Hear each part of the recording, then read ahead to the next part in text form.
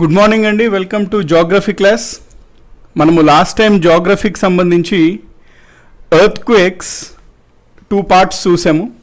ఈరోజు final part of earth quake చూద్దాం. ఇంకా సమ్ ఇన్ఫర్మేషన్ చూద్దాం ఎర్త్ క్వేక్ సంబంధించి. దీంతో ఎర్త్ క్వేక్ కావాల్సిన ఇన్ఫర్మేషన్ మొత్తం కంప్లీట్ అవుతుంది. సో అందరూ వచ్చేసినట్టే అండి. గుడ్ మార్నింగ్ అండి every one of you.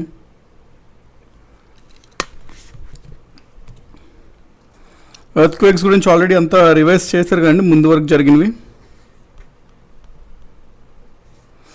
Yes, good morning Dhanalakshmi, పవిత్ర, షేక్, షరూక్, కాళీచరణ్.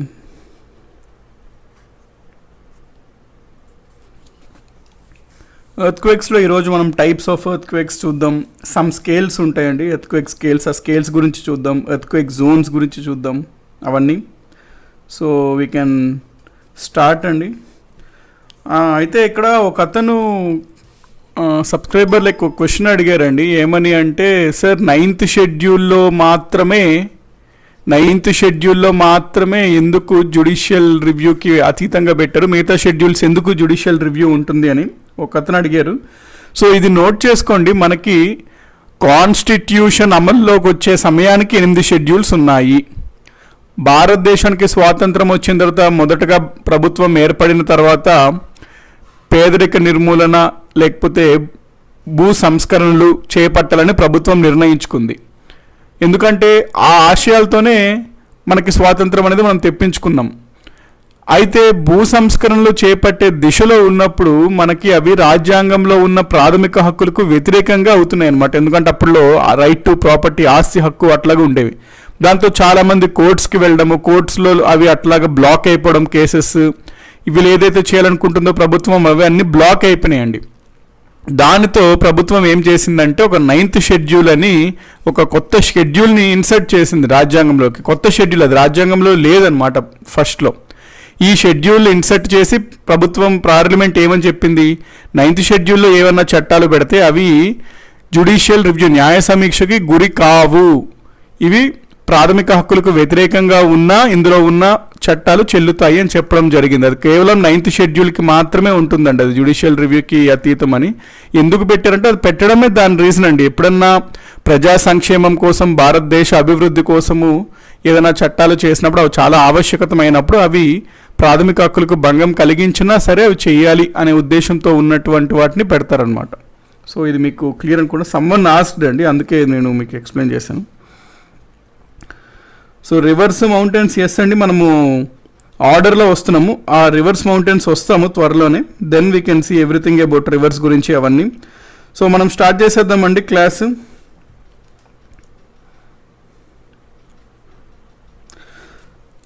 ఈరోజు మనం first types of earthquakes గురించి చూద్దాము. టైప్స్ ఆఫ్ ఎర్త్ క్వేక్స్ మనకి 3 రకాలు ఉంటాయండి భూకంపాలు. ఒకటి ఏంటి అంటే షాలో ఫోకస్ ఎర్త్ క్వేక్స్. అయితే ఇవి మనము ఏ రకంగా వర్గీకరించామో చెప్తాను చూడండి. ఇది భూమి ఉపరితలం అనుకుంటే ఎక్కడైతే భూకంపం లోపల సంభవిస్తుందో దాన్ని మనం ఏమన్నాము, భూకంప నాభి అంటే ఫోకస్ ఆఫ్ ఎర్త్ క్వేక్ అన్నాము. ఇది ఎంత లోతుగా ఏర్పడితే అంటే భూకంప నాభి, ఫోకస్ ఆఫ్ ఎర్త్ క్వేక్ ఎంత లోతుగా ఉంటే ఆ లోతును బట్టి మనము భూకంపాలను 3 రకాలుగా వర్గీకరించాము. ఫర్ ఎగ్జాంపుల్ ఈ భూకంప నాభి గనక మనకు 0 to 60 కిలోమీటర్స్ లోతు ఉందనుకోండి సర్ఫేస్కి, అంటే భూమి ఉపరితలం నుంచి 60 కిలోమీటర్లు లోప ఉన్నట్లయితే, అంటే ఈ భూకంప నాభి ఫోకస్, ఆ ఎర్త్ క్వేక్ని మనము షాలో ఫోకస్ ఎర్త్ క్వేక్ అంటాము. ఆ ఎర్త్ క్వేక్ని మనము షాలో ఫోకస్ ఎర్త్ క్వేక్ అంటాము. తెలుగులో దాన్ని మనము గాధ భూకంపాలు అని అంటాము. గాధ భూకంపాలు అని అంటాము. గాధ భూకంపాలు అని అంటామన్నమాట. సో ఈ పాయింట్ క్లియర్ కదండి. గాధ భూకంపాలు ఎప్పుడు క్వశ్చన్ ఏమడుగుతాడు ఎగ్జామినేషన్స్లో మనము గాధ భూకంపాలు అని ఎంత లోతు వరకు భూకంపనాభి ఏర్పడితే అని పిలుస్తాము అంటాడు. ఎంత డెప్త్ వరకు మనకు ఫోకస్ ఉంటే మనం దాన్ని షాలో ఫోకస్ ఎర్త్ క్వేక్ అంటాము అంటాడు. 60 కిలోమీటర్స్ డెప్త్ వరకు ఉంటే ఫోకస్ని మనము ఆ ఎర్త్ క్వేక్ని షాలో ఫోకస్. షాలో అంటే తక్కువ లోతు అండి. ఇది మరి 60 కిలోమీటర్స్ అంటే చాలా తక్కువ లోతులోనే ఏర్పడింది కాబట్టి ఫోకస్, దాన్ని మనం షాలో ఫోకస్ అంటాం. సింపుల్. నెక్స్ట్, లేట్ అయినా అంటున్నారు జగదీష్ గారు. లేట్ ఏమీ అవ్వలేదండి, లేట్ అవ్వలేదు. మీ టైంలోనే ఇప్పుడే స్టార్ట్ అయింది జస్ట్. ఎస్ కావ్య గారు, న్యాయ సమీక్ష 9th షెడ్యూల్ కింద వస్తుంది కదా అంటున్నారు. యాక్చువల్లీ ఒక అతను అడిగారండి 9th షెడ్యూల్ మాత్రమే ఎందుకు రాదు అని. సో స్టార్టింగ్లో ఉండేది కాదండి, 9th షెడ్యూల్ స్టార్టింగ్లో మనకి న్యాయ సమీక్ష ఉండేది కాదు. కాకపోతే Kesavananda Bharati case 24th April 1973 తర్వాత కోర్టు ఏమని చెప్పిందంటే, దీని తర్వాత 9th షెడ్యూల్లో పెట్టినటువంటి చట్టాలు కూడా న్యాయ సమీక్షలోకే వస్తాయి అని చెప్పింది. సో ప్రెసెంట్ అయితే న్యాయ సమీక్ష లోపలికే వస్తుంది 9th షెడ్యూల్. కాకపోతే రాజ్యాంగం అమలు సమయంలో 9th షెడ్యూల్ లేదు. 9th షెడ్యూల్ పెట్టినప్పుడు, మొదటి రాజ్యాంగ సవరణ ద్వారా 9th షెడ్యూల్ పెట్టినప్పుడు అది న్యాయ సమీక్షలో లేదు. ఆ పాయింట్ అంటే నేను చెప్పాను. ప్రెసెంట్ అంటే ఎస్ అండి, 9th schedule it comes under judicial review, న్యాయ సమీక్ష కిందే వస్తుంది. ఇది నేను ఎట్లా మీకు పాలిటీలో క్లియర్ చేస్తాను అంటే, సమ్వన్ క్వశ్చన్ అడిగారు కాబట్టి ఆ క్వశ్చన్ ఆన్సర్తో స్టార్ట్ చేశాను. నెక్స్ట్,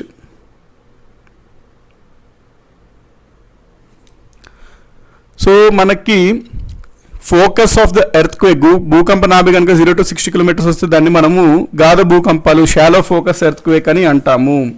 ఒకవేళ గనక మనకి ఈ భూకంప నాభి అనేది 60 వరకు వస్తే మనం దీన్ని షాలో అంటాం. 60 వరకు వస్తే, ఈ 60 నుంచి 300 కిలోమీటర్ల లోతు వరకు వచ్చింది అనుకోండి, అంటే ఈ మధ్యలో ఎక్కడన్నా వచ్చింది అనుకోండి భూకంప నాభి ఫోకస్, మనము ఆ ఎర్త్ క్వేక్స్ని ఏమంటాము అంటే ఇంటర్మీడియట్ ఫోకస్ ఎర్త్ క్వేక్స్ అంటాము. 60 నుంచి 300 కిలోమీటర్ల లోతులో గనక మనకి భూకంప నాభి ఫోకస్ అనేది ఏర్పడితే దాన్ని మనము ఇంటర్మీడియట్ ఫోకస్ ఎర్త్ క్వేక్ అని అంటాము. ఇంటర్మీడియట్ ఫోకస్ ఎర్త్ క్వేక్, తెలుగులో మాధ్యమిక గాఢ భూకంపాలు, మాధ్యమిక గాఢ భూకంపాలు. సో ఈ పాయింట్ క్లియర్ కదండి. నెక్స్ట్, మనకి గనక ఒకవేళ భూకంప నాభి అనేది 300 కిలోమీటర్ల కన్నా ఎక్కువ లోతులో, అంటే ప్లస్ అబోవ్ 300 కిలోమీటర్స్ కన్నా భూమి ఉపరితలం నుంచి, ఎర్త్ సర్ఫేస్ నుంచి 300 కిలోమీటర్ల కంటే ఎక్కువ లోతులో, అంటే దీనికన్నా కింద ఎంత లోతున్నా అవనివ్వండి, 600, 700 ఎంతన్నా అవనివ్వండి, 300 కిలోమీటర్ల కంటే ఎక్కువ లోతులో ఉన్నప్పుడు మనము ఒకవేళ భూకంప నాభి ఏర్పడితే ఆ ఎర్త్ క్వేక్ని మనం ఏమంటాము, గ్రేటర్ దాన్ 300 కిలోమీటర్స్ కనుక ఏర్పడితే దాన్ని మనము డీప్ ఫోకస్ ఎర్త్ క్వేక్ అని అంటాము. డీప్ ఫోకస్ ఎర్త్ క్వేక్ అని అంటాము. ఓకే కదండి, డీప్ ఫోకస్ ఎర్త్ క్వేక్ అంటాం. తెలుగులో మనం దాన్ని అగాధ భూకంపాలు అంటాం. అగాధ భూకంపాలు. సో ఈ పాయింట్ క్లియర్ కదండి. భూమి అంతర్భాగంలో 300 కిలోమీటర్ల కన్నా ఎక్కువ లోతులో సంభవించే భూకంపాలను మనము అగాధ భూకంపాలు అంటాము. వీటిని లోతు నాభి భూకంపాలు అని కూడా అంటాము. సో మనకి 3 రకాలు ఉంటాయి అన్నమాట భూకంపాలు. దేని బట్టి అది చెప్తున్నాము అంటే, భూకంప నాభి ఎంత లోతులో ఏర్పడితే దాన్ని బట్టి చెప్తాం అన్నమాట మనము. సో మనకి ఈ మూడిట్లో, అంటే ఈ 3 రకాల భూకంపాలు చూసాం కదండి. పైన తెలిపిన ఈ 3 భూకంపాల్లో ఏది అత్యంత ప్రమాదకమైనది చెప్పండి, అంటే గెస్ చేసి చెప్పండి. పైన మూడిట్లో అత్యంత ప్రమాదకరమైన భూకంపాలు ఏవి ఉండొచ్చు? ఆన్సర్ చేయడానికి ట్రై చేయండి. So we have seen 3 types of earthquakes: shallow focus, intermediate focus, deep focus. So among these 3, which one would be most devastating, most damage causing earthquakes ఏవి ఉండొచ్చు? డీప్ ఫోకస్సా, ఇంటర్మీడియట్ ఫోకస్సా, షాలో ఫోకస్సా? Jyotirvani garu deep focus అంటున్నారు. మీరు ఎట్లా అంటున్నారంటే, ఎంత డీప్గా ఉంటే అంత ఎనర్జీ ప్రొడ్యూస్ అవుతుంది, అంత ఎనర్జీ ప్రొడ్యూస్ అవుతుంది, అంత డ్యామేజ్ అవుతుంది అన్నట్టు మీరు అనుకుంటున్నారని నేను అనుకుంటున్నాను. కొంతమంది ఎస్ షాలో అంటున్నారు. ఎవరు? ఉమ్మా గారు, స్వర్ణ, కొంతమంది షాలో అయితే చాలామంది అంటున్నారు. బాలాజీ, వేద. సో నేను దీనికి ఆన్సర్ చెప్తాను చూడండి. మనకి గాఢ భూకంపాలు షాలో ఫోకస్ ఎర్త్క్వేక్స్ అనేది అత్యంత ప్రమాదకరమైనవి. ఎందుకు? ఇవి భూమి ఉపరితలంకి చాలా దగ్గరగా ఏర్పడతాయి కాబట్టి వీటి నుంచి రిలీజ్ అయిన భూకంప తరంగాలు తక్కువ దూరం ప్రయాణించిన వెంటనే భూ ఉపరితలంకి చేరిపోతాయి. అనగా ఇవి చాలా శక్తివంతంగా ఉన్నప్పుడే భూమి ఉపరితలం చేరుతాయి కాబట్టి ఇవి ఎక్కువ ప్రమాదకరమైనవి. ఒకవేళ కనుక మనకి చాలా లోతులో భూకంపం ఏర్పడితే అక్కడి నుంచి విడుదలైన భూకంప తరంగాలు భూ ఉపరితలం చేరేసరికి వాటికి ఉన్న శక్తిని దాదాపుగా కోల్పోతాయి కాబట్టి ఎక్కువ డ్యామేజ్ని కాజ్ చేయలేవు. సో 3 రకాల భూకంపాల్లో అత్యంత ప్రమాదకరమైన భూకంపాలు గాఢ భూకంపాలు, షాలో ఫోకస్ ఎర్త్క్వేక్స్. ఈ పాయింట్ గుర్తుపెట్టుకోండి. నెక్స్ట్ మనము షాడో జోన్ ఆఫ్ ఎర్త్క్వేక్ అనే ఒక కాన్సెప్ట్ ఉంటుందండి. షాడో జోన్ ఆఫ్ ఎర్త్క్వేక్, ఈ కాన్సెప్ట్ ఇప్పుడు మనం చూద్దాం. షాడో జోన్ ఆఫ్ ఎర్త్క్వేక్, దీన్ని మనము భూకంప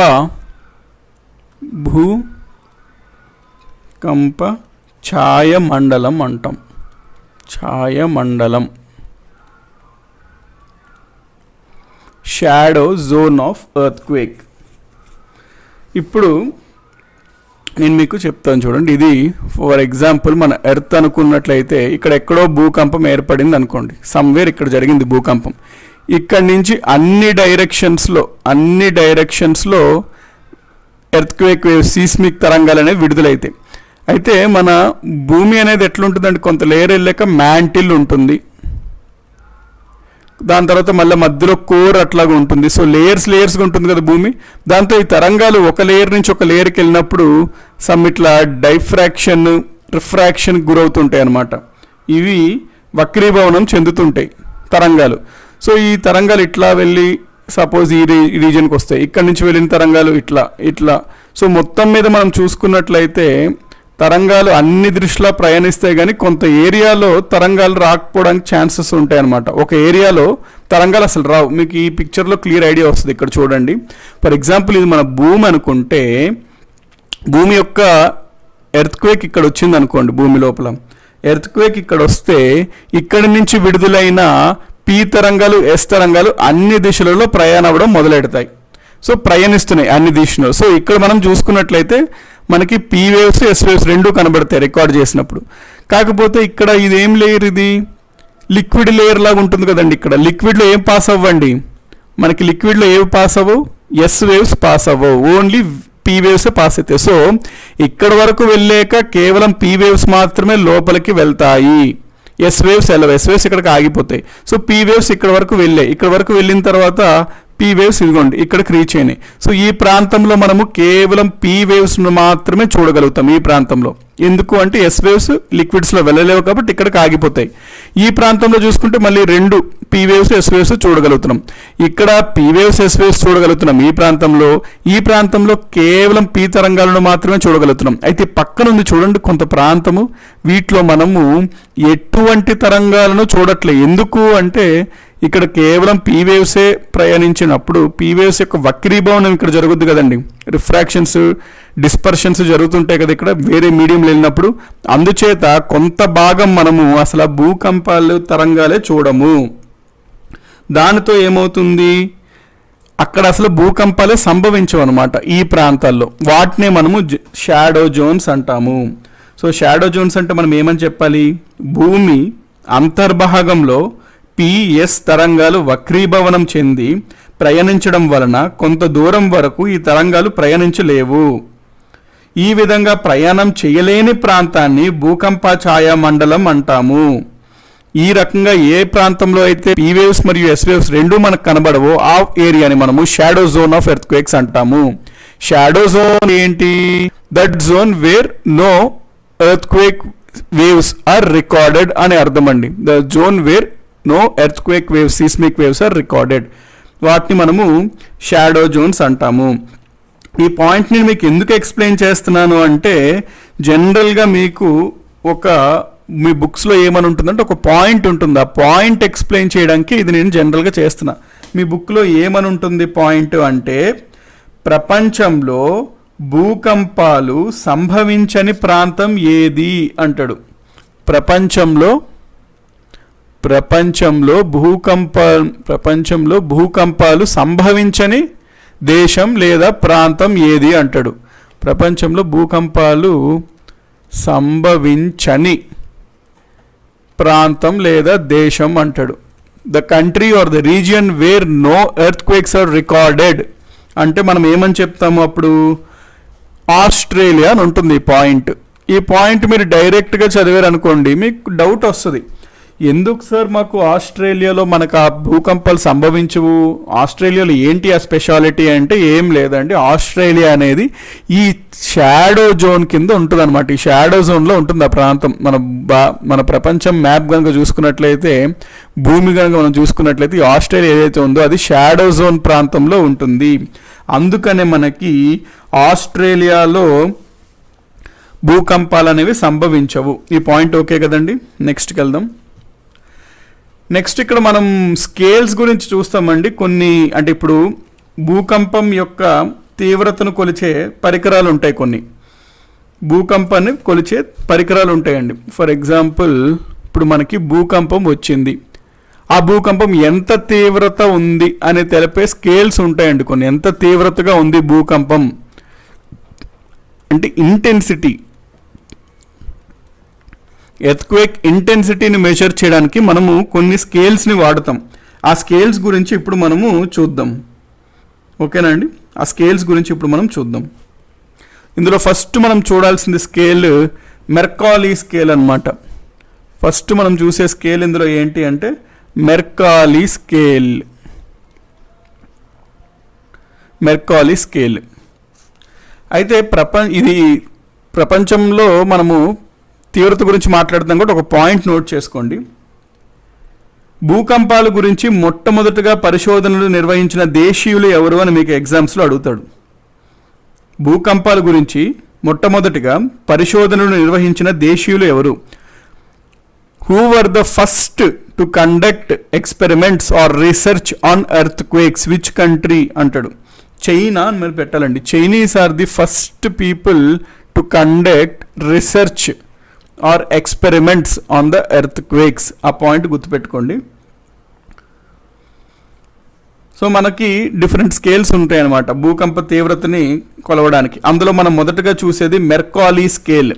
మెర్కాలీ స్కేల్ ఈ స్కేల్ ఏంటి అంటే భూకంప తీవ్రతను, ప్రకంపాలను మొత్తం తెలియజేసే ఇది ఒక పరికరం. మెర్కాలీ స్కేల్లో మనకి 12 విభాగాలు ఉంటాయి, గుర్తుపెట్టుకోండి. ఫస్ట్ పాయింట్, మెర్కాలీ స్కేల్లో మనకి ఎన్ని విభాగాలు ఉంటాయి అని ప్రశ్న అడుగుతాడు. ఎన్ని డివిజన్స్ ఉంటాయి అని ప్రశ్న అడుగుతాడు. ఎన్ని డివిజన్స్, ఎన్ని విభాగాలు ఉంటాయి అనేది మెర్కాలీ స్కేల్లో అంటే 12 డివిజన్స్ అని గుర్తుపెట్టుకోండి. సెకండ్ పాయింట్, ఈ 12 డివిజన్స్ ఎట్లా ఉంటాయి? 1 2 3 4 ఆల్ఫాబెట్స్ లాగా ఉంటాయా, న్యూమరల్స్ లాగా ఉంటాయా? కాదు, ఇవి 1 2 3 రోమన్ న్యూమరల్స్ అంటాం వీటిని. కాబట్టి మెర్కాలీ స్కేల్లో ఉండే విభాగాలు 12 రోమన్ సంఖ్యలతో సూచిస్తారు. రోమన్ న్యూమరల్స్, రోమన్ సంఖ్యలతో సూచిస్తారు. రోమన్ న్యూమరల్స్తో సూచిస్తారు. ఇందులో ఇప్పుడు ఎట్లా ఉంటుందంటే అన్ని డివిజన్స్, ఫర్ ఎగ్జాంపుల్ మెర్కాలీ స్కేల్లో 1 అనుకోండి డివిజన్, విభాగం ఏం తెలియజేస్తుందంటే ఇది చాలా తక్కువ భూకంపం, ఆ చాలా తక్కువ తీవ్రత గల భూకంపం. ఆ భూకంపాన్ని మనము పసిగట్టలేము. మరి ఎవరు పసిగట్టగలుగుతారంటే కొన్ని జంతువులు ఉంటాయండి, పాములు లాంటివి. Those animals are very sensitive అనమాట to the slightest changes. So ఆ జంతువులు, పాములు అట్లాంటి జంతువులు మాత్రమే పసిగట్టగలుగుతాయి. దాన్ని నెంబర్ 1 అంటాడు మెర్కాలీ స్కేల్లో. నెంబర్ 2 అంటే ఏంటి? ఇది మానవుడు కొంచెం వరకు పసిగలుగుతాడు నెంబర్ 2లో వచ్చినవి అయితే. ఇట్లాగా ఉంటాయి అన్నమాట. అంటే ఇది భూకంపం ఎంత వచ్చింది అంటే రెక్టర్ స్కేల్లో నెంబర్ ఇస్తాడు, అది మ్యాగ్నిట్యూడ్ అనమాట. రెక్టర్ స్కేల్ తెలిపేది మ్యాగ్నిట్యూడ్, నెంబర్ ఇస్తారు అక్కడ. కానీ ఇక్కడ నెంబర్ ఉండదండి, కేవలం తీవ్రత తెలుపుతుంది. అంటే ఏంటి? ఇప్పుడు మెర్కాలీ స్కేల్లో నెంబర్ 4 అంటే ఏం చెప్తుంది? మీరు బెడ్ పైన ఉన్నారు, సడన్గా చూస్తే కింద ఉన్నారు. ఏంటి అంటే మెర్కాలీ స్కేల్లో 4 ఉన్న భూకంపం వచ్చింది. ఆ రకంగా ఉంటాయి అన్నమాట ఇవి. ఏంటంటే ఇది ఎగ్జాక్ట్ నెంబర్ ఇవ్వదు, బట్ ఇది తీవ్రతను ఒక డిస్క్రైబ్ చేసేది అనమాట, జస్ట్ సూచిస్తుంది అంతే. ఇందులో 12 అంటే చాలా తీవ్రతమైందండి. 12 అంటే ఒక మహాప్రలయం అన్నట్టు సూచిస్తుంది అనమాట. ఇప్పుడు ఒక్కొక్క డివిజన్ చూద్దాము, మీకు ఐడియా ఉంటుంది మెర్కాలీ స్కేల్కి సంబంధించి. మెర్కాలీ స్కేల్, మాడిఫైడ్ మెర్కాలీ స్కేల్లో మొత్తం 12 విభజనలు ఉంటాయి. 1 కనుక మనం చూసుకున్నట్లయితే ఇక్కడ చూడండి, కేవలం బాగా సెన్సిటివ్ ఇన్స్ట్రుమెంట్స్ కొన్ని ఉంటాయి, పరికరాలు ఉంటాయి, కేవలం అవి మాత్రమే పసిగట్టగలుగుతాయి. ఇన్స్ట్రుమెంటల్ ఎర్త్క్వేక్స్ అంటే మీరు ఏం గుర్తుపెట్టుకోకర్లేదండి, మీకు జస్ట్ నేను ఒక ఐడియా కోసం ఇస్తున్నాను అంతే. నెక్స్ట్ నెంబర్ 2 వచ్చింది అంటే ఎవరైతే జనాలు కొంచెం రెస్ట్లో ఉండి అబ్జర్వ్ చేస్తున్నారో భూకంపం వచ్చిందా లేదా వాళ్ళు మాత్రమే పసిగట్టగలుగుతారు. నెక్స్ట్ థర్డ్ అనుకోండి స్లైట్ అనమాట, అంటే ఇప్పుడు కొంతమంది ఎవరైనా ట్రక్లో వెళ్తున్న వాళ్ళు కూడా పసిగట్టగలుగుతారు. 4 మోడరేట్ అనమాట, ఈ జనరల్గా నడుస్తున్న పీపుల్, ఇప్పుడు మోషన్లో ఉన్న పీపుల్ కూడా పసిగట్టగలుగుతారు, లైట్గా వస్తువులు కదులుతుంటాయి. 5 భూకంపం వచ్చింది అనుకోండి మెర్కాలీ స్కేల్లో, ఇది కొంచెం స్ట్రాంగ్ అనమాట, అంటే మన గిన్నెలు పగిలిపోవడము, బెల్లులు ఏదైనా ఉంటే కదలడం, పెండులం క్లాక్స్ ఆగిపోవడము, ఇవన్నీ ఉంటాయి. 6th వచ్చేసరికి ఇది అందరూ పసిగట్టగలుగుతారు, ఇది కొంచెం డ్యామేజ్ ఎక్కువగానే ఉంటుంది. 7 అంటే చాలా స్ట్రాంగ్ అనమాట, ఆటోలో ఉన్న జనాలు కూడా పసిగట్టగలుగుతారు, ఎక్కువ డ్యామేజ్ జరుగుతుంది, ఏదన్నా పూర్ కన్స్ట్రక్షన్ ఉన్న బిల్డింగ్స్ ఉంటే విరిగిపోతాయి. 8 వచ్చేసరికి ఇంకా విధ్వంసంగా ఉంటాయి, మన వంటలో ఉండే చిమ్నీలు పడిపోతుంటాయి, బిల్డింగ్స్ పడిపోతుంటాయి, ఫర్నిచర్స్ అనేవి, ఇది నేను చెప్పాను కండి, ఫర్నిచర్ బెడ్ మీద ఉంటే సడన్గా పడతాం ఆ విధంగా. నెక్స్ట్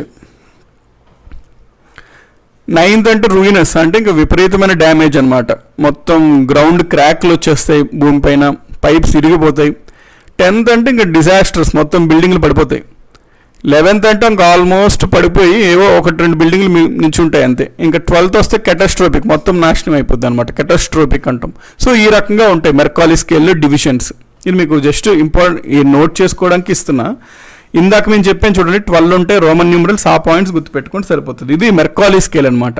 నెక్స్ట్ ఇంకో రకమైన స్కేలే ఏంటి భూకంప తీవ్రతని కొలవడానికి అంటే రొసిఫెరల్ స్కేల్. రొసిఫెరల్ స్కేల్, ఇందులో మీరు ఎగ్జామ్ పాయింట్ ఆఫ్ వ్యూలో గుర్తుపెట్టుకోవాల్సిన పాయింట్స్ ఏంటంటే రొసిఫెరల్ స్కేల్ని ఎప్పుడు కనుగొన్నారు అంటే 1873లో కనుగొన్నారు. దీన్ని కనుగొన్న అతను ఎవరు అంటే obviously it has to be Rossi Forel. Next ఇందులో ఎన్ని విభజనలు ఉంటాయి, ఎన్ని డివిజన్స్ ఉంటాయి అంటే 10 ఉంటాయి. మెర్కాలీలో 12, రొసిఫెరల్లో 10 డివిజన్స్ ఉంటాయి. ఏంటేంటి అవి అంటే ఫస్ట్ది మైక్రోసెస్మిక్ ట్రెమర్, ఎక్స్ట్రీమ్లీ ఫీబుల్ అంటే వీక్ ట్రెమర్స్ ఉంటాయి, ఇక్కడ స్లైట్ ఉంటుంది, moderate, strong, very strong, damaging, devastating, extremely high intensity. ఇవేం గుర్తుపెట్టుకోకర్లేదు, మీకు జియాలజీకి సంబంధించి కాదు కాబట్టి మీరు రాసేవి కేవలం మీరు ఈ 2 పాయింట్స్ గుర్తుపెట్టుకోండి సరిపోతుంది.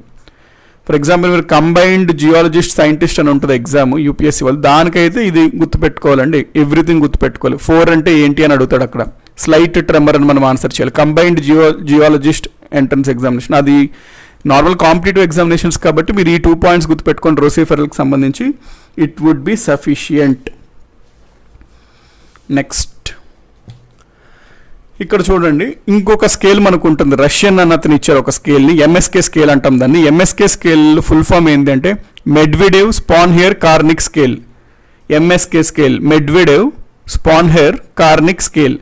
ఈ స్కేల్ మనకి 1 to 12 డివిజన్స్ ఉంటాయి. ఈ ఒక్క పాయింట్ గుర్తుపెట్టుకోండి సరిపోతుంది. ఎగ్జామినేషన్స్లో ఏమని అడుగుతాడు, మెడ్వెడేవ్ స్పాన్హెయిర్ కార్నిక్ ఎంఎస్కే స్కేల్లో ఎన్ని విభజనలు, భూకంపన కొలిచే మెడ్వెడేవ్ స్పాన్హెయిర్ కార్నిక్ ఎంఎస్కే స్కేల్లో ఎన్ని విభజనలు ఉంటాయి అంటే 12 విభజనలు ఉన్నాయని మీరు ఆన్సర్ చేస్తే సరిపోతుంది.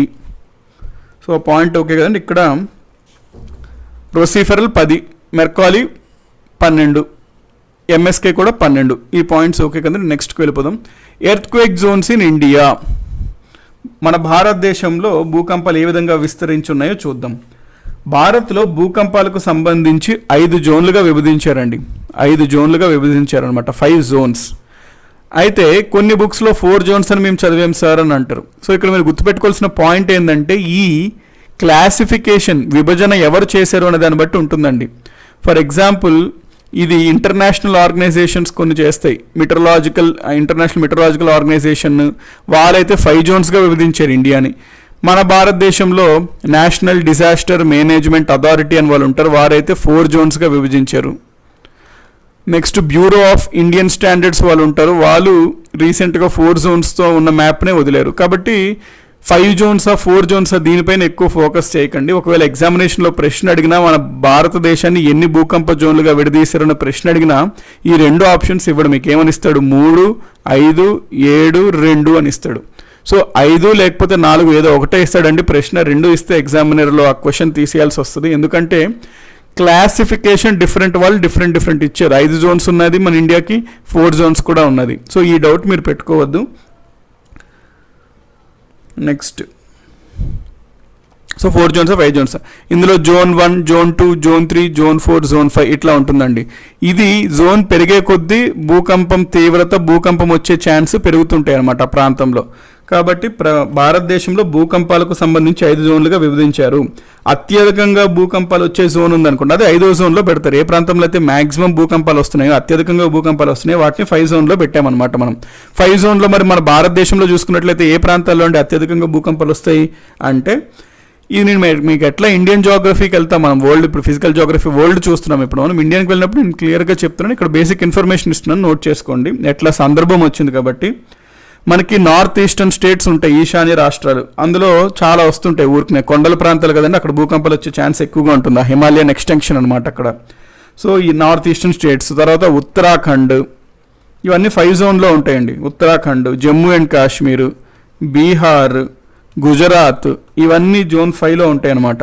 సో ఇక్కడ మీరు చూసుకున్నట్లయితే earthquake Jones in India, earthquake Jones of India map చూడండి. ఈ మ్యాప్ 5 జోన్స్గా విభజించారు మన భారతదేశాన్ని.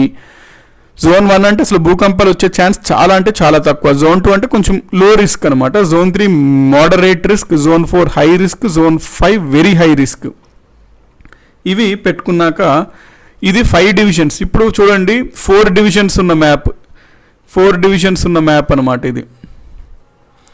ఇది ఇచ్చిన వాళ్ళు నేషనల్ డిజాస్టర్ మేనేజ్మెంట్ అథారిటీ వాళ్ళు, వీళ్ళు 4 డివిజన్స్గా ఇచ్చారు. 4 డివిజన్స్లో ఇందులో జోన్ 1 ఉండదు అనమాట. ఎందుకంటే జోన్ 1 భూకంపాలే లేవు అన్నప్పుడు, జోన్ 1 అంటే అర్థం ఏంటి, అక్కడ భూకంపాలే రావు. మరి అట్లాంటప్పుడు దానికి సపరేట్గా జోన్ ఎందుకు పెట్టడము, అది తీసేద్దాము, జోన్ 1 తీసేసి జోన్ 2లోనే కలిపేద్దాం వాటిని అని చెప్పి వీరు ఆ 5 జోన్స్ ఉన్న వాటిని 1ని 2లో మిక్స్ చేసేసి 2 నుంచి మొదలవుతాయి అనమాట ఇందులో. సో 2 అంటే ఏంటి, అతి తక్కువ భూకంపాలు సంభవించే ప్రాంతాలు, మోడరేట్గా సంభవించే ప్రాంతాలు, ఎక్కువగా సంభవించే ప్రాంతాలు, అత్యధికంగా సంభవించే ప్రాంతాలు. Zone 2, zone 3, zone 4, zone 5 colours బట్టి ఇక్కడ చూడొచ్చు మీరు ఏ ప్రాంతాలు జోన్ 5 కింద ఉన్నాయి. నార్త్ ఈస్ట్, గుజరాత్, ఉత్తరాఖండ్, ఈ ప్రాంతాలు, బీహార్లో కొంత ప్రాంతం, ఇవన్నీ మనము జోన్ 5 కింద చెప్పుకోవచ్చు. ఇప్పుడు మనకి ఆంధ్రప్రదేశ్, తెలంగాణ అని మీరు అడుగుతారు ఎట్లా ఉంది సార్ అని. ఎందుకంటే మనం స్టేట్స్ ఉంటున్న స్టేట్స్ కాబట్టి తెలుసుకోవాలి కాబట్టి ఇక్కడ చూద్దాం.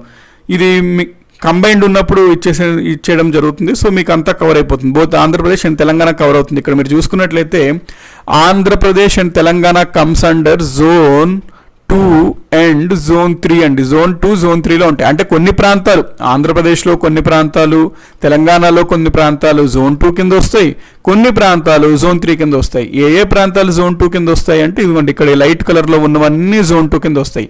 వేరాస్ ఇక్కడ కొంచెం డార్క్ కలర్లో ఉన్నవన్నీ జోన్ 3 కింద వస్తాయి. సో ఈ పాయింట్ అనేది మీరు నోట్ చేసుకోండి. జోన్ 3లో ఉన్న మేజర్ టౌన్స్ అండ్ సిటీస్ ఇక్కడ ఇవ్వడం జరిగిందండి లిస్ట్. జోన్ మన ఉమ్మడి ఆంధ్రప్రదేశ్లో ఉన్న ఏ ముఖ్యమైన పట్టణాలు జోన్ 3 కింద వస్తాయి అంటే ఈ లిస్ట్ అండి. జస్ట్ మీకు నోట్ ఇన్ఫర్మేషన్ కోసం ఇస్తున్నాను. Someone is preparing for state exams, ఇది మీకు యూస్ఫుల్ అవ్వచ్చు. సో ఈ పాయింట్ ఓకే కదండి.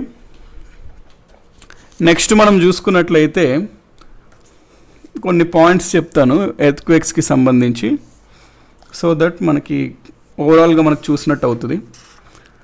మన చరిత్రలోనే ఇప్పటి వరకు సంభవించిన అతిపెద్ద భూకంపం ఏది అని అడగచ్చు ప్రశ్న. చరిత్రలోనే అతి పెద్ద భూకంపం, చరిత్రలో అతిపెద్ద భూకంపం ఏది అని అడుగుతాడు. ఇది మనకి 1556లో సంభవించింది. ఎక్కడ సంభవించింది అంటే Shaanxi province in China. Shaanxi province in China వద్ద సంభవించిందనమాట. దీంట్లో దాదాపుగా 8.32 lakhs మంది చనిపోయారు. 8,32,000 మంది చనిపోయారు అనమాట ఈ భూకంపంతో. ఇది చరిత్రలోనే అతిపెద్ద భూకంపం. అప్పుడప్పుడు ఎగ్జామినేషన్స్లో ఏమని అడుగుతాడంటే ఇది ప్రపంచంలో అండి ఈ శతాబ్దంలో అనగా 1900 to 2000 అంటే మనకి ఇప్పుడు 21st century ఇంకా కంప్లీట్ అవ్వలే కాబట్టి ఇది అడగడు ఆబ్వియస్లీ. సో అడిగితే 20th centuryలో అంటాడు, 20వ శతాబ్దంలో అంటాడు. 20వ శతాబ్దం అంటే ఏంది, 1900 నుంచి 2000 వరకు, 2000 వరకు. 1900 నుంచి 2000 వరకు చూసుకున్నట్లయితే అతిపెద్ద భూకంపం ఎప్పుడు వచ్చిందంటే 1976లో వచ్చింది. అది ఎక్కడ, ఇది కూడా చైనాలోనే. ఇది ఎక్కడ అంటే లూంగ్షాన్ వద్ద వచ్చిందనమాట. లూంగ్షాన్ భూకంపం అని అంటాం దీన్ని. ఇది ప్రపంచంలో చూసుకున్నట్లయితే, మనం వరల్డ్లో చూసుకున్నట్లయితే. Let us talk about India. ఇండియాలో కనుక మనం చూసుకున్నట్లయితే ముఖ్యమైన భూకంపాలు మీకు నోట్ చేసుకోవాల్సిన అయితే రీసెంట్ నోట్ చేసుకుంటే సరిపోద్దండి. ఇప్పుడు 1819లో గుజరాత్లో కచ్లో వచ్చింది, అది పెద్ద భూకంపమే. 1897లో అస్సాము, ఇవన్నీ పెద్ద భూకంపాలు అనమాట. 1934 బీహార్, 1950 మళ్ళీ అస్సాంలో వచ్చింది. 67లోని మహారాష్ట్రలోని కోయినా ఆ ప్రాంతంలో వస్తుంది. గుర్తుపెట్టుకోవాల్సినవి మీరు ఏంటి అంటే రీసెంట్ అయినవి పెద్దవి ఏంటి అంటే రీసెంట్ది 2004 అనేది రీసెంట్గా భారతదేశంలో సంభవించిన భూకంపాలలో అతిపెద్ద భూకంపం. ఎక్కడ వచ్చింది ఇది అంటే మనకు హిందూ సముద్రం ఆర్ ఇండియన్ ఓషన్లో వచ్చిందనమాట. ఇది మనకి ఎప్పుడు వచ్చింది అంటే December 26, డేట్ కూడా గుర్తుపెట్టుకొని అడుగుతాడు ఎగ్జామినేషన్స్లో. December 26, 2004 హిందూ మహాసముద్రంలో ఒక సునామీ సంభవించింది, అది భూకంపంకి సంబంధించింది. సో అది పెద్ద రీసెంట్గా వచ్చిన భూకంపం అది. దీని తర్వాత రీసెంట్గా వచ్చింది ఎప్పుడు అనగా 2001 మన రిపబ్లిక్ డే రోజు January 26 రోజు వచ్చింది. ఎక్కడొచ్చింది ఇది? గుజరాత్లోని వచ్చింది. గుజరాత్లో ఏ ప్రాంతంలో వచ్చింది అంటే భూజ్ ప్రాంతంలో వచ్చింది. సో గుజరాత్లోని భూజ్ ప్రాంతంలో January 26, 2001 సంభవించిన భూకంపం రీసెంట్గా భారతదేశంలో వచ్చిన భూకంపాలు అతిపెద్దది. ఇది కూడా చాలా నష్టం అనేది కలగజేసింది మన భారతదేశానికి. సో ఈ పాయింట్స్ అన్నీ క్లియర్ కదండి. నెక్స్ట్, భూకంపాలు అనేవి చాలా కామన్ అండి, చాలా ఫ్రీక్వెంట్, ఎప్పుడూ వస్తుంటాయి. కాకపోతే ఇవన్నీ మేజర్ భూకంపాలు అనేవి మనము ఇంపార్టెంట్గా నోట్ చేసుకోవాలి, మేజర్వి. నార్మల్ భూకంపాలు చూసుకున్నట్లయితే అంటే less-5 మ్యాగ్నిట్యూడ్ ఉన్న భూకంపాలు చూసుకున్నట్లయితే ఎవ్రీ వీక్ వస్తాయండి, ప్రతి వారం. కనుక మీరు మన భారతదేశంలో నేను మాట్లాడుతాను, ప్రపంచంలో కదా, ప్రపంచంలో అంటే ప్రతిరోజు వస్తాయి, అది వేరే విషయం. మన భారతదేశం పరంగా మాట్లాడినప్పుడు చెప్పుకోదగ్గ భూకంపాల గురించి మాట్లాడితే ఎవ్రీ వీక్ వస్తుంటాయి, ప్రతి వారం. మీరు కనుక న్యూస్ అబ్జర్వ్ చేసుకుంటే మనకి జియాలజికల్ న్యూస్ అని ఉంటుందండి. జియాలజికల్ సర్వే ఆఫ్ ఇండియా వాళ్ళు వదులుతారనమాట ఈ news. Geological survey of India వదులుతారు. ప్రతి వారం ఆల్మోస్ట్ ప్రతి 2-3 రోజులకు ఒక భూకంపం, ఒక మోడరేట్ భూకంపం వస్తుంటుంది అని వీళ్ళు న్యూస్ ఇస్తుంటారు. సో భూకంపాలు అంటే ఎప్పుడో వచ్చేవి కాదండి, చాలా వరకు వస్తుంటాయి. కాకపోతే పెద్ద సిటీస్లో జనసాంద్రత ఉన్న పట్టణాలలో కొంచెం తీవ్రత గల వచ్చిన భూకంపాలు మాత్రం తీవ్ర నష్టానికి గురి చేస్తే అవి మాత్రం హైలైట్ అవుతుంటాయి అన్నమాట. సో మీకు ఎగ్జాంపుల్ నేను చూపిస్తాను చూడండి. రీసెంట్గా మనకి ఇది మొన్నే అండి 5th April 2020 సంభవించింది ఒక భూకంపం. ఎక్కడ సంభవించింది? అస్సాం రాష్ట్రంలోని తేజ్పూర్ నుంచి, ఇదిగోండి తేజ్పూర్, ఇక్కడ తేజ్పూర్ నుంచి ఒక 20 కిలోమీటర్ల దూరంలో ఇక్కడ సంభవించింది అనమాట ఈ భూకంపం. సో అంత కామన్ అంటున్నాను, ఒక 2-3 రోజుల ముందే వచ్చింది. మ్యాగ్నిట్యూడ్ ఎంత అంటే ఇది 4.7 రిక్టర్ స్కేల్ పైన మ్యాగ్నిట్యూడ్. ఫర్ ఎగ్జాంపుల్ ఇది మీరు చూసుకున్నట్లయితే అదే రోజు 5th April 2020 మనకి హిమాచల్ ప్రదేశ్లో చంబా ప్రాంతంలో వచ్చిందండి ఎర్త్క్వేక్, చంబా ప్రాంతంలో. సో మనకి ఇవి కామన్గా వస్తుంటాయి అనమాట. ఇవన్నీ హై సెన్సిటివ్ జోన్స్ కింద వస్తాయి, అంటే ఇవన్నీ Zone 5 కింద వస్తుంది, అస్సాం కానీ అవన్నీ. సో అక్కడ కామన్గా సంభవిస్తుంటాయి. సో ఈ పాయింట్స్ అన్నీ ఓకే కదండి. దీనితో మనకి ఎర్త్ క్వేక్స్ చాప్టర్ అనేది కంప్లీట్ అయిపోయిందండి. ఎర్త్ క్వేక్స్ అనేది కంప్లీట్ అయింది. నెక్స్ట్ లాజికలీ మనము వాల్కనోస్ ఉంది, సునామీస్ ఉన్నాయి, అవన్నీ మనము నెక్స్ట్ వెళ్తాము. దీనితో భూకంపాలు అనేది కంప్లీట్ అయింది. మీరు ఏవైతే ఉన్నాయో అంతా రివైజ్ చేయండి. థ్యాంక్ యూ వెరీ మచ్ అండి. అగైన్ మనము షార్ప్గా 11 o'clockకి పాలిటీ క్లాస్లో కలుద్దాము. పాలిటీ మనము యూనియన్ గవర్నమెంట్, కేంద్ర ప్రభుత్వం చూస్తున్నాం కాబట్టి 11 o'clockకి మీరు కావాలంటే 10:58 అలారం పెట్టుకోండి, మిస్ అవ్వరు. నోటిఫికేషన్ కోసం వెయిట్ చేయొద్దండి, ఎందుకంటే అప్పుడప్పుడు యూట్యూబ్లో నోటిఫికేషన్స్ అనేవి డిలే ఉంటాయి. మీరు క్లాస్ని మిస్ అవ్వద్దు. కాబట్టి బెస్ట్ ఆప్షన్ ఏంటి అంటే ఫోన్లో నార్మల్ 10:58 అట్లా అలారం పెట్టుకోండి. 11 కల్లా ఖచ్చితంగా మన ఛానల్కి వస్తే లైవ్ కనబడుతుంటుంది. మీరు ఆ టైంలో వెయిట్ చేస్తుంటే మనం 11కి స్టార్ట్ చేసేయచ్చండి. పాలిటీలో కలుసుకుందాం మనం. Thank you very much. ఒక 1/2 hour బ్రేక్ తీసుకోండి, రిఫ్రెష్ అవ్వండి.